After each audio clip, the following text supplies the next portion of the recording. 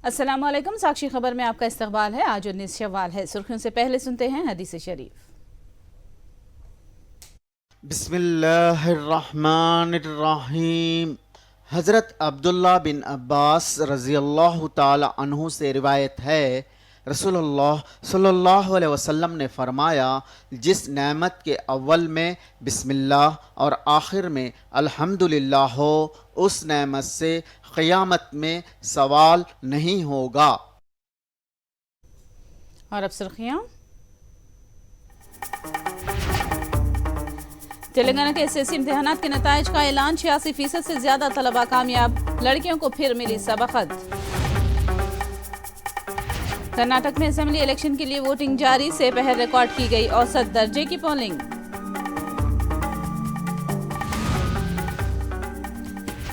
कर्नाटक में कांग्रेस ने किया इख्तियार पर वापसी का दावा। बीजेपी ने भी किया कामयाबी का दावा। आंध्र प्रदेश में रिकॉर्ड 5 दिनों में किसानों के खातों में रकम जमा करवाई गई। फसलों को होने वाले नुकसान की गई तलाफी।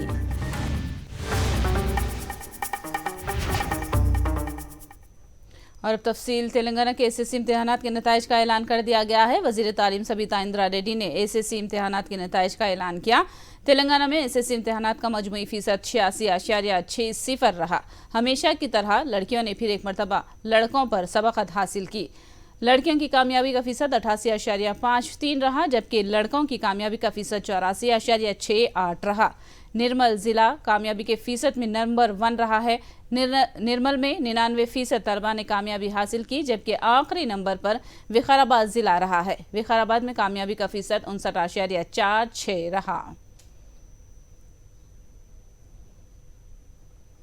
ఈరోజు 4,84,370 మంది విద్యార్థులు హాజరవుతే 4,19,460 మంది స్టూడెంట్స్ పాస్ అవ్వడం జరిగింది. వాళ్ళందరికీ కూడా అభినందనలు.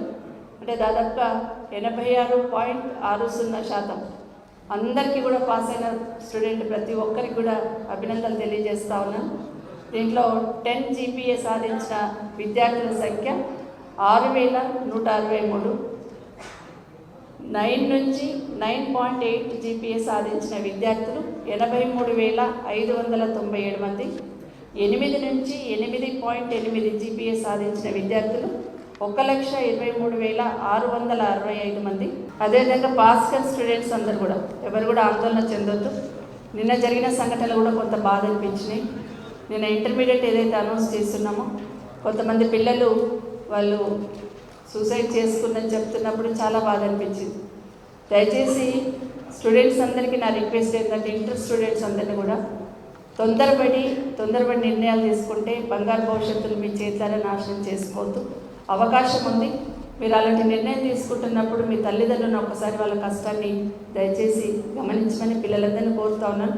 జూన్ 14 నుండి స్టార్ట్ అవుతుంది కాబట్టి దయచేసి అలా మిస్ అయిన వాళ్ళందరూ కూడా మళ్ళీ ఎగ్జామ్ రాయడానికి ప్రిపేర్ అవ్వండి.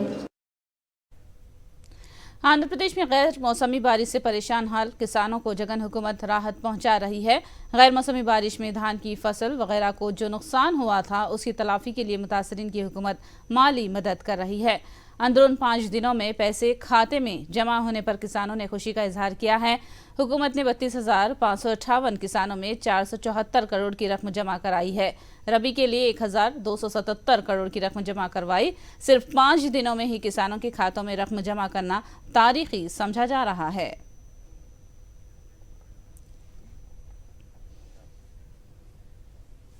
आंध्र प्रदेश के अमरावती इलाके में गरीबों को मकानात की फराहमी के लिए हुकूमत इक़दामात कर रही है।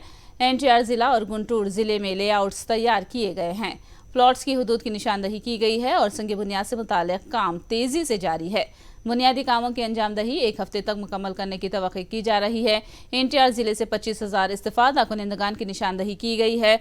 हाल ही में हाईकोर्ट की हिदायत की रोशनी में अराजी अलॉट की जा रही है।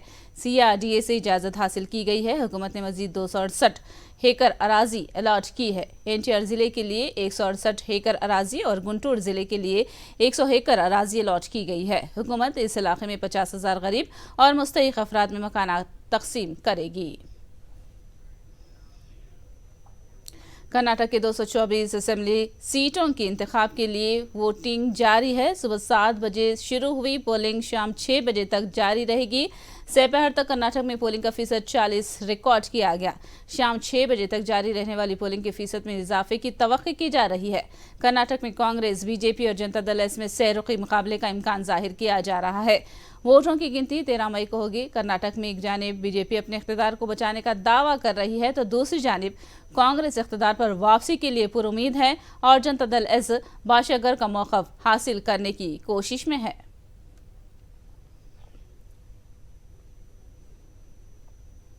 कर्नाटक में कांग्रेस और बीजेपी दोनों पार्टियों ने हुकूमत बनाने का दावा किया है। कांग्रेस के सदर मल्लिकार्जुन खड़गे, डीके शिव कुमार और सिद्धारामैया ने कांग्रेस की कामयाबी का दावा किया तो बीजेपी के कायदीन बोम्मई, निर्मला सीतारमण, येदियुरप्पा ने इख्तिदार पर बरकरारी का दावा किया है।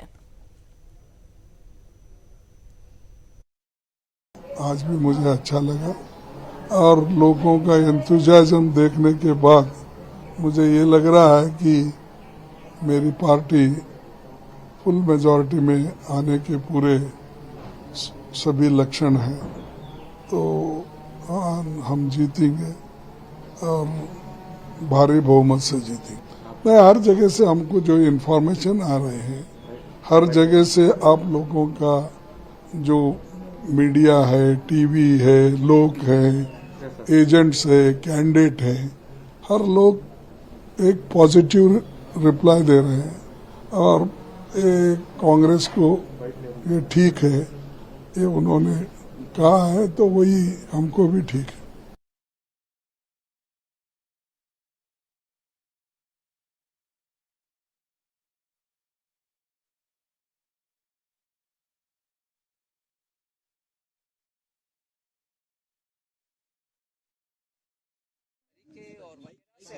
स्पष्ट रखे बीजेपी पूर्ण बहुमत के साथ जीत कर आ रही है। बेंगलुरु का आने वाले दिन में और अच्छी तरीके से उनका इंफ्रास्ट्रक्चर हो और इधर का बिजनेस हो और पूरे कर्नाटका में स्टार्टअप और बाकी बिजनेस जैसे श्री अन्न तैयार करने वाले, प्रोड्यूस करने वाले किसान, सबके लिए इधर बीजेपी के सरकार और दिल्ली में मोदी जी के सरकार, वो डबल इंजन जो हम बोलते हैं, उसके लिए मैंने वोट डाला। ये कर्नाटका हनुमान जी का धरती है, उनके जन्म स्थल है इधर, इसलिए इधर आकर के उनके एक नेता इधर उधर की बात नहीं की, मैनिफेस्टो में लिख रही हो। Today, young voters have got a great opportunity. Rajiv Gandhi gave them an opportunity from 21 to 18. I think this is the festival of democracy. They will vote for a change. I have already requested all of them, congratulated them, and they will vote for a change. A change for a progressive Karnataka, for a development Karnataka, to make Karnataka a global Karnataka again. And they all know about the price rise, they know about the corruption. They wanted to eradicate the corruption in the state. I am sure they will go for a change. They will give us 141 seats. I am confident that Congress party will form the government. साक्षी खबर में दोबारा आपका इस्तकबाल है। Janata Dal S के सदर कुमारस्वामी ने कहा कि शफाफ इलेक्शन के इनेकाद का दावा सिर्फ कागज पर रह गया है। उन्होंने बीजेपी पर भारी रकम खर्च करने का इल्जाम लगाया। उन्होंने इस बात का एतराफ़ किया कि बीजेपी और कांग्रेस के मुकाबले उन्होंने कम पैसा इलेक्शन में खर्च किया है। Ahead than Congress and BJP. Only thing what I expected to reach 123 because of financial crunch. There is a drawback to me. Okay, are you saying that money power is Definitely, election means without money we can't do anything. We require money. You know, BJP, how much amount they have invested in each constituency. Everybody knows it. How much money they are distributing to get the vote. All those things everybody knows. So, are you saying basically that the voters are being bribed by the BJP party? Not only BJP party. I will not blame only BJP. The system is like that. We have encouraged everybody. Every time every time we discuss about the fair election, but only on papers always this fair election will be announced, but ground reality is different. Sir TRS ನಿಂದ KCR ಅವರು ಪ್ರಚಾರಕ್ಕೆ ಬರ್ತಾರೆ ಅನ್ನೋ ನಿರೀಕ್ಷೆ ಇತ್ತು, ಅವ್ರು ಯಾಕೆ ಬರಲಿಲ್ಲ ಏನು ಅಂತ ಸರ್? ಇಲ್ಲ ನನಗೆ ಕರೆದಿಲ್ಲ. TRS ಅವರು ಬರ್ತಾರೆ ಅಂತಕ್ಕಂಥದ್ದು ಏನಿರಲಿಲ್ಲ. ಮನೆ ಅವ್ರ ಭಾಗಗಳಲ್ಲಿ ಈ ತೆಲುಗು ಸ್ಪೀಚ್ ಮಾಡ್ತಕ್ಕಂಥ ಏರಿಯಾಗಳಲ್ಲಿ ಭಾಷೆ ಇರ್ತಕ್ಕಂಥ ಏರಿಯಾದಲ್ಲಿ ಅವ್ರ ಕಾರ್ಯಕರ್ತರುಗಳು ಇನ್ಫ್ಲುಯೆನ್ಸ್ ಮಾಡ್ತಾರೆ ಅಂತಕ್ಕಂಥದ್ದಿತ್ತು. ಅದರ ಸಮಯದ ಅಭಾವ ಅದನ್ನು ನಾವು ಮುಂದುವರಿಸ್ತಕ್ಕಂಥ ಸಾಧ್ಯ ಆಗಿದೆ. गाली जनार्दन रेड्डी के अहलिया और बल्लारी शहर से KRPP के उम्मीदवार गाली लक्ष्मी अरुणा ने भी पोलिंग बूथ पहुंचकर अपने वोट का इस्तेमाल किया। लक्ष्मी ने दावा किया कि बल्लारी शहर से वो कामयाब हो जाएंगी क्योंकि अवाम ने उन्हें तायद करने का वादा किया है।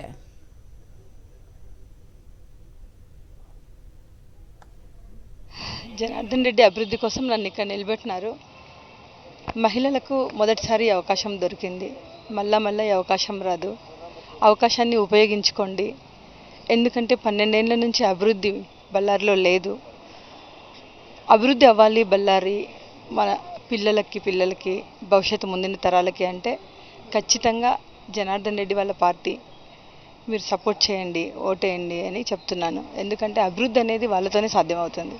మొదట్లో ఉండిందమ్మా, ప్రాబ్లం చేస్తున్నారు. కానీ ఇప్పుడు ఇంతమంది బళ్ళారి జనం మాకు సహకారం చేస్తున్నారు, మా జతలో ఉన్నారు. ఇప్పుడు ధైర్యంగా ఉంది. జనార్దన్ రెడ్డి వాళ్ళు రాలేదని ఒక బాధ ఉంది. కానీ నా పరంగా ఇన్ని రోజులు నా స్టార్ క్యాంపెయినర్లు మా బళ్ళారి జనమే. నాకు ఆ సంతోషం ఉంది. ఎందుకంటే వాళ్ళే నా పరంగా కొన్ని ఇండ్లకు నేను రీచ్ అవ్వలేకపోయినా నా గురించి వాళ్ళే పోయి వెతుక్కొని వెళ్ళి మా మేడంకు ఓటేయండి, సార్ బళ్ళారికి రావాలి, అభివృద్ధి అవ్వాలి, నా పరంగా వాళ్ళే చేస్తున్నారు. అంత క్యాంపెయినింగ్ కాబట్టి. मारूफ अदाकार प्रकाश राज ने भी पोलिंग बूथ पहुंचकर अपने हक़ राय दही का इस्तेमाल किया है। उन्होंने वोटरों पर जोर दिया है कि वो फ़िरक़ा परस्ती को शिकस्त देने के लिए अपने वोट का इस्तेमाल करें। Against criminal politics. This is a place where you have the right to decide, because in elections, in politics, it is the ruling party who is accountable, and you know well what to do and what you have suffered and what you have done. We need Karnataka to be beautiful. Sarva Jananga Vishanti. Let's keep the harmony. Let's vote communal land. Karnataka में नौजवान वोटरों ने जोश और खरोश के साथ अपने vote का इस्तेमाल किया। जिन नौजवानों की उम्र 18 साल हो चुकी है, उन्होंने पहली मर्तबा अपने वोट का इस्तेमाल किया। नौजवान लड़के लड़कियों ने पहली मर्तबा अपने वोट के इस्तेमाल पर खुशी जाहिर की। नौजवानों ने कहा कि उन्होंने तरक्की और अवामी मसाइल की बुनियाद पर अपने वोट का इस्तेमाल किया है। Yeah, myself Sushma. I'm very proud to be an Indian to vote here. Being an Indian citizen, we have a right to select the democracy. Let us vote everyone and select the best candidate among them. Yeah, I'm feeling very proud to be an Indian to vote for the first time, and let me select the best candidate, and I am very happy for that. Myself Shweta. I'm very happy that I've casted the vote and selected the best person. Thank you. Myself Bharat from Raichur. I am proud to be an Indian because we have a right to select a democracy, and we are Indian to be proud because we can select our own democracy member. Karnataka में शाम 6 बजे polling के अख्ताम के बाद voting मशीनों को strong rooms में महफूज कर दिया जाएगा। 13 मई को कर्नाटक के असेंबली इलेक्शन के नताइज का ऐलान होगा। वोटिंग मशीनों को महफूज रखने और वोटों की गिनती के इंतजाम के ताल्लुक से बल्लारी के कलेक्टर पवन कुमार ने साक्षी टीवी को तफसीलात बताई। పోల్ ఎండ్ టైము, బట్ ఆ టైంకి క్యూలో ఎవరెవరు ఉంటారు వాళ్ళందరికీ కూడా ఓటింగ్కి అవకాశం ఇస్తాము. Last person standing in queue 6 o'clock అక్కడికి టోకన్లు డిస్ట్రిబ్యూట్ చేసి వాళ్ళందరూ 100 మంది ఉన్నా సరే అట్ 6 o'clock వాళ్ళ ఆ 100 మెంబర్స్ కూడా ఓటింగ్ పాసిబిలిటీ ఉంది. రెగ్యులర్ ప్రతిసారి చేసేటట్టే స్ట్రాంగ్ రూమ్స్ కౌంటింగ్ సెంటర్ దగ్గర ఆల్రెడీ చేశాము. సో మెషిన్స్ అన్నీ రిటర్నింగ్ ఆఫీసర్స్ సెక్యూర్డ్ దీంట్లో వెహికల్స్లో తీసుకొచ్చి నైట్ ఇక్కడే స్టోర్ చేసి స్ట్రాంగ్ రూమ్ సీల్ చేసేసి పొలిటికల్ పార్టీ క్యాండిడేట్స్ వాళ్ళ సమక్షంలోనే ఆఫ్టర్ 2 days అంటే 13th మార్నింగ్ మళ్ళీ ఓపెన్ చేసి కౌంటింగ్ ప్రాసెస్ స్టార్ట్ అవుతుంది. मणिपुर में शरपसंदों की जानिब से ईसाई तबके को निशाना बनाने के खिलाफ हैदराबाद में एहतजाज किया गया। ईसाई तंजीमों में अक़लियती तबक़ात के अफराद को हलाक करने, उनकी इमलाक को नजर आतिश करने का इल्ज़ाम लगाया और कहा कि हुकूमत फसाद को काबू करने में नाकाम हो गई। ईसाई तबके के मजहबी रहनुमाओं ने हुकूमत से शरपसंदों के खिलाफ कार्रवाई करने की मांग की है।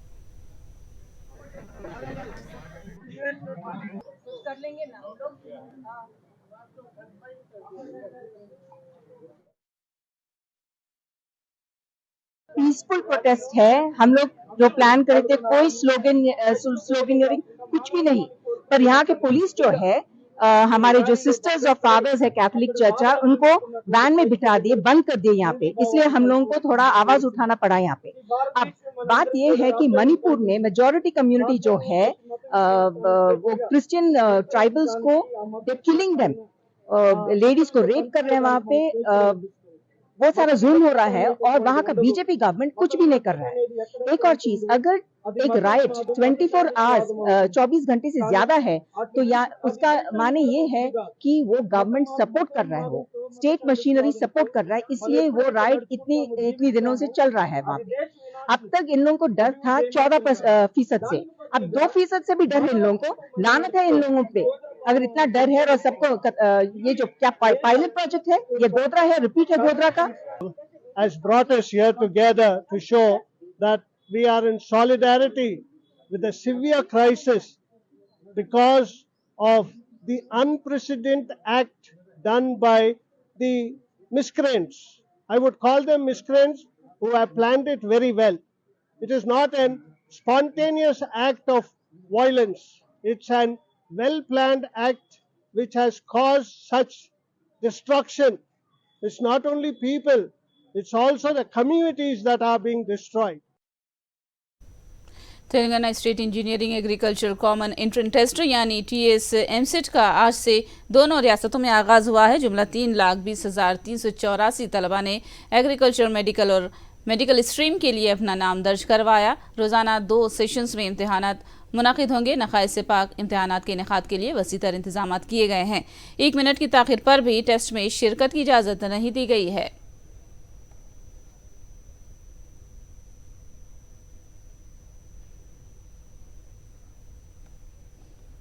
तेलंगाना स्टेट काउंसिल बराए आला तालीम के चेयरमैन लंबाद्री ने आईबिट्स में स्टैनली इंजीनियरिंग कॉलेज में एमसेट इम्तिहानी मरकज का मुआयना किया और मुख्तलिफ तजावीज़ पेश किए हैं। उन्होंने बताया कि दोनों तेलुगु रियासतों में आंध्र प्रदेश और तेलंगाना में एमसेट का इनेकाद हो रहा है। उन्होंने बताया कि तेलंगाना में 95 सेंटरों पर जबकि AP में 18 सेंटरों पर एमसेट का इनेकाद हो रहा है।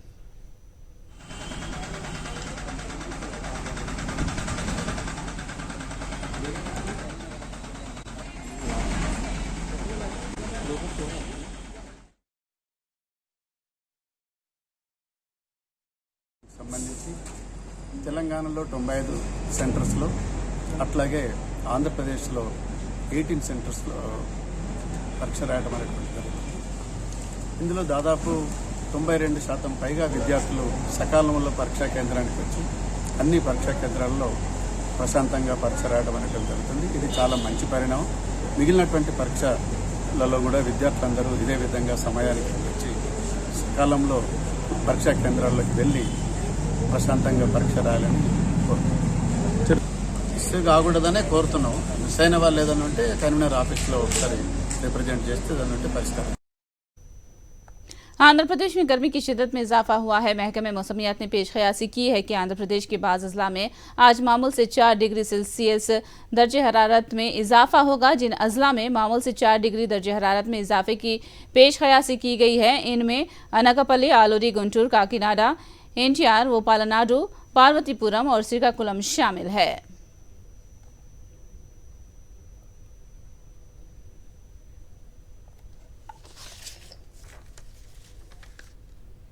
आखिर में सुर्खियां एक बार फिर। तेलंगाना SSC इम्तिहानात के नताइज का ऐलान, 86% से ज्यादा तलबा कामयाब, लड़कियों को फिर मिली सबकत। कर्नाटक में असेंबली इलेक्शन के लिए वोटिंग जारी से पहले रिकॉर्ड की गई औसत दर्जे की पोलिंग। कर्नाटक में कांग्रेस ने किया इख्तिदार पर वापसी का दावा, बीजेपी ने भी किया कामयाबी का दावा।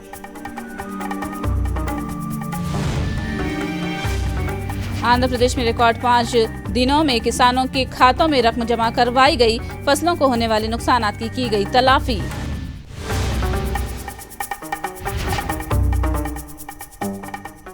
साक्षी खबर में फिलहाल इतना ही। साक्षी टीवी पर खबरों का सिलसिला जारी रहेगा।